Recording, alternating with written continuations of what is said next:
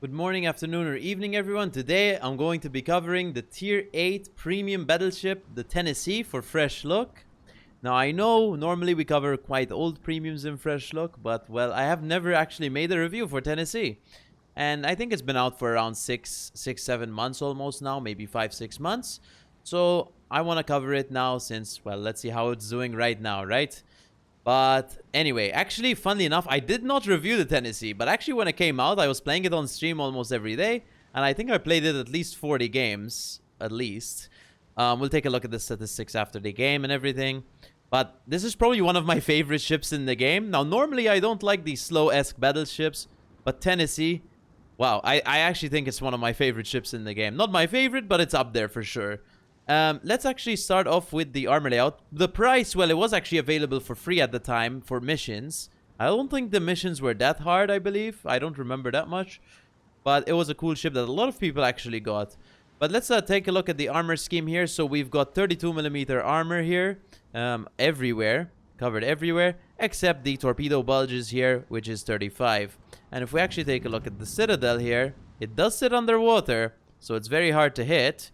But, well, I don't actually recall if I've ever been citadeled in a Tennessee. I don't think so. Maybe, like, a few times if I'm, like, turning and stuff from long range, potentially. But it's not a common occurrence either. Plus, you can angle pretty well overall. For my commander build here, which I'll be running, it's the standard American Battleship that I run. I'm running preventative maintenance, gun feeder improved here with Halsey, grease the gears improved with Halsey, brisk, adrenaline rush, concealment expert, fire prevention expert, and emergency repair expert. For equipment, I'm running concealment system mod 1, prop mod 1, main battery mod 2, which normally I run the range mod, but actually I'm looking for better turret traverse here because the turret traverse on this ship is horrible. A damage control system mod 1 and damage control party mod 1 because the American one goes to 31 seconds almost. So if you don't have this, you can run main armaments mod 1. That's also fine. I'm also using the spotter plane. For exterior camouflage for the Tennessee, we actually have two. Now, well, I guess some of you guys have told me, I don't know if it can show up on the video too well. So I'll just change port for a second here so you can actually see this camo well. I don't know if you actually can see it well or not in that port, depending on the video. But this is the... Well, there's two. So there's the normal stock permanent camouflage, which I don't know if it's the historic. I believe maybe it's the historic. And there's also the alternate, which I don't think looks that good overall. Then we have the really nice one, which is the I Shall Return Tennessee camo. And there's a little Easter egg on this ship, actually. There's a few. But if we take a look at the nose here, you see there's a little raccoon sailing around. Well, sorry, walking around. If we can zoom in here, you see him walking around. Look at him right there. Running across the deck. Pretty cool. It's only on this camo, I believe. And there's also some writing on the ship. It says Revenge for Pearl Harbor over here. I believe Tennessee was at Pearl Harbor, maybe. I'm not that good in history. It says I Shall Return here. It says Task Force 77 veteran on the back here. And does it say anything else? I don't think so. It's got 10 stars here. If anyone knows what they are, I don't know if Tennessee got 10 battle stars in real life. I don't know. So if any of you know what these 10 stars represent, please let me know in the comments below. But that's pretty much the Tennessee's camouflages. So let's go back into Kure because I like the atmosphere in that port. For ship characteristics, you can skip straight to gameplay if you want to, guys, by the way. But for ship characteristics, we have 61,950 HP, 35% torpedo protection damage reduction. For main guns, we have 12 356mm guns, 28-second reload. So now you're wondering, and well, you're wondering probably, why such a low caliber of gun at tier 8? That's pretty low, but you get 12 guns, right? And the reload's actually decent. It's not that 35-second reload that you get on maybe these slow battleships. Well, the actual advantage here is you have cruiser dispersion instead of battleship dispersion, making it, I believe, the most accurate battleship in the game, maybe. I don't know if it's more accurate than Slava, but it does have cruiser dispersion, so it should be realistically more accurate. For maneuverability, that's, of course, the main downside of the ship. 21.5 knots. This thing does not move. That's why we put on brisk to go at least 24 knots around. And for concealment, we've got pretty good detection, 11.4. So as you can see from the ship characteristics here, The concealment and main guns are the main advantage of the ship. The main weakness would be the actual maneuverability of the thing. It moves very slowly. And it doesn't have the improved acceleration California gets, even though if we take a look in port, I believe, here, hold on, American Battleships, Tier 7 and 8. California is actually the same class of ship here. I don't know what the class is. I forgot, unfortunately. I wonder if it says here. Oh, I guess it's Tennessee class battleships. There you go. But as you can see, California is also a Tennessee class battleship, except California has the improved acceleration at Tier 7, which is really nice to have, actually. Unfortunately, the Tennessee does not have that, but I don't think the Tennessee actually does need that because, well, it's already pretty strong. So let's go into the game in the Tennessee. Here we are in the game in the Tennessee. This is the start of the game here. Let's take a look at the matchmaking. It's a solid Tier 8 matchmaking. Now, this is a pre-recording, guys, so I did play this game on stream like 2 streams ago. But it was a good game that I wanted to highlight anyway. I was wanting to make a Tennessee video, and instead of just recording another one with live commentary, I was like, well, let me just take this video anyway, because I don't know, it makes it a bit easier for the recording process. I know not every video is gonna be live commentary, guys. It's just the way it's gonna be. I'm not gonna have as much time coming up in the future, but if I basically just stream and take some games, maybe just do a commentary after, which is what I'm doing right now, I can talk over it and showcase the ship regardless, and maybe give you a better understanding as well. But I want to start off the replay, guys, by saying more than 50% of you are unsubscribed to the channel, so I would greatly appreciate if some of you would subscribe. If all of you would subscribe, I greatly appreciate it, because it's free and it helps me out a lot, guys. Of course, there's no subscription goal I have in mind, guys. It could be like 20,000 or 16, 17,000. I don't know. It's just, I would appreciate, guys, if you can leave a sub to the channel if you're not subscribed, because it helps me out significantly with the algorithm and everything. So thank you for those who already chose to subscribe and like and comment on the videos, guys. I always appreciate it. But subscribing, I would greatly appreciate it a lot, guys. And especially if you enjoy the content. I've been posting a lot recently. Anyway, keep in mind this is World of Warships. Of course, this is the normal game. This is on the EU server.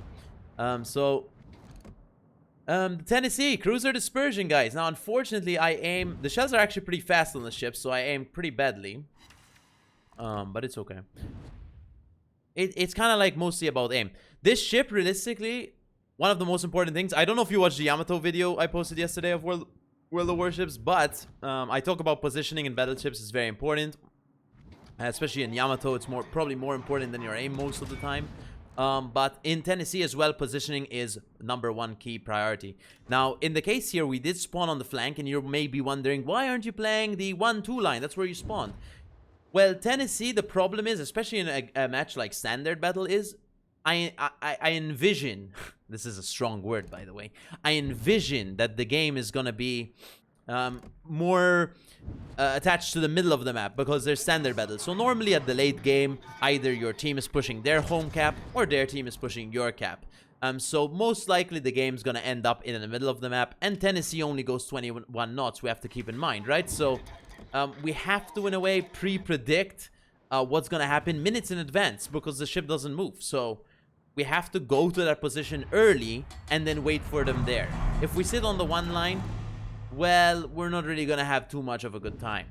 Now, I am divisioned with my friend here, Blix for Prime. I've known this guy, by the way. I've been playing this game for 10 years, since 2015, guys. I've known this guy since 2015, right? Like, when I started playing the game. I've known this guy for a long time. He's a nice guy. He doesn't stream, but he's a very nice guy. Anyway, getting back into the game, I'm just here, just trying to click people. I'm getting overpens, unfortunately, but that's pretty much it, guys. For Tennessee, it's called shot holding. Now, I'm sure you guys know what shot holding is. Not this game, unfortunately. I'm clicking. But normally, shot holding is when you hold your shot and wait for broadsides, right? In this case, we got 7 overpens. I'm a bit disappointed right now with the performance of the Tennessee so far, because I'm just getting overpens. But realistically, if you just wait, you get broadsides, you should be able to get some good citadels. Looks like we've got a broadside Jarsfeld here. I think that's how you pronounce it. It is going with speed boost on, so it's going pretty fast. So we're going to give it some lead time there. And here are our shells going in. We have the 30-second DCP I mentioned in port. Boom! Devastating strike, 3 citadels. pretty nice. And that's where the Tennessee is gonna be really good, at these mid to long ranges where you have broadside cruisers. Even closer ranges, especially Tennessee, the fact that you can fight tier 6s, guys, tier 6, tier 7 cruisers is incredible, right? When you get to fight those lower tier ships, now Jarsfeld is a tier 8 cruiser, to be fair. But when you fight those low tier cruisers, you're gonna have a really good time. By the way, if you can, guys, I don't know how the microphone quality is right now. I did buy a new microphone because this one keeps cutting out randomly, unfortunately.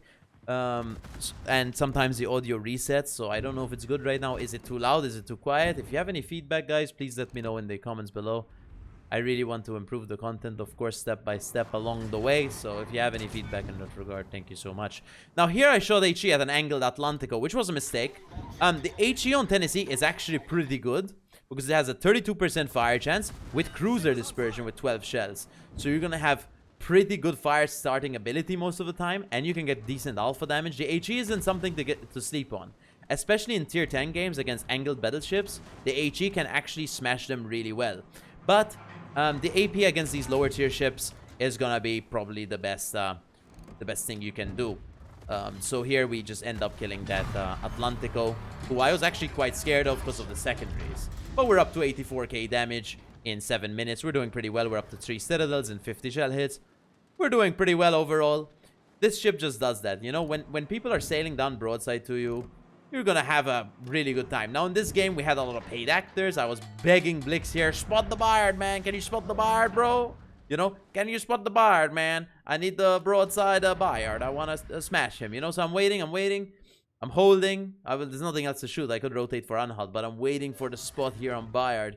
And this is where having a div-mate destroyer is very useful. Now, of course, not everyone's gonna have a div-mate destroyer, but the playstyle still doesn't change. In this game, I would still have gone mid, even without a div-mate. It's just the way it goes, you know. You wanna be almost like, you know, you ever heard of the Flammu Citadel there, double Citadel?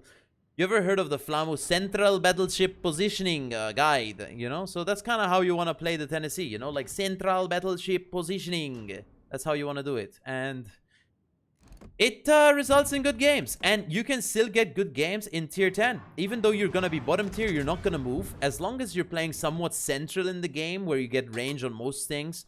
And you don't want to be frontline battleship because you are going to get focused. Let's see if we can get a Citadel here.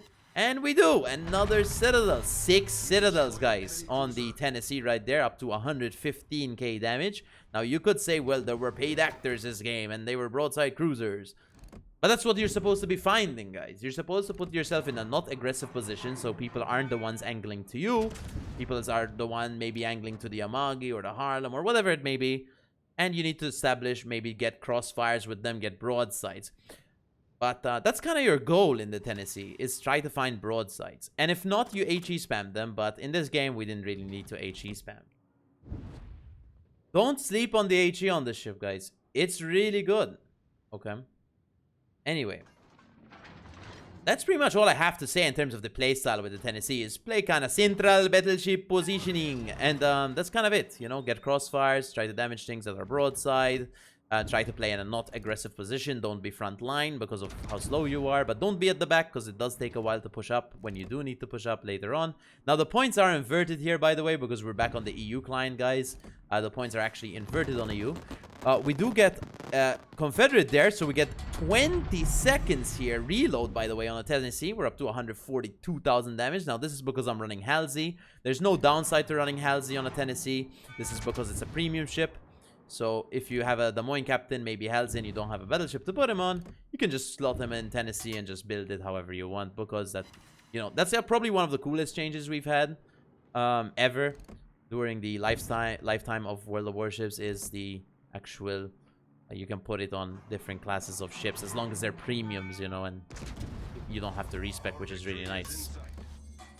We're shooting the Anhalt here. See if we can get him with a good shot, maybe cross map. Let's see. Boom, we get 7,000 damage there. Not too bad. But yeah, let me know what you think about the Tennessee in the comments, guys. I'm sure you guys enjoy the ship, and I assume some of you are really happy I'm playing World of Warships again. Listen, I'm still gonna cover World of Warships content, guys, even though I was playing the Miracles. I wanted to show the new ships there that maybe we don't have here. That's all, you know. Of course, I'm going to keep covering World of Warships content, which I'm doing here. I did yesterday with the Yamato video. I have another video coming out tomorrow, probably. No guarantees about another World of Warships video.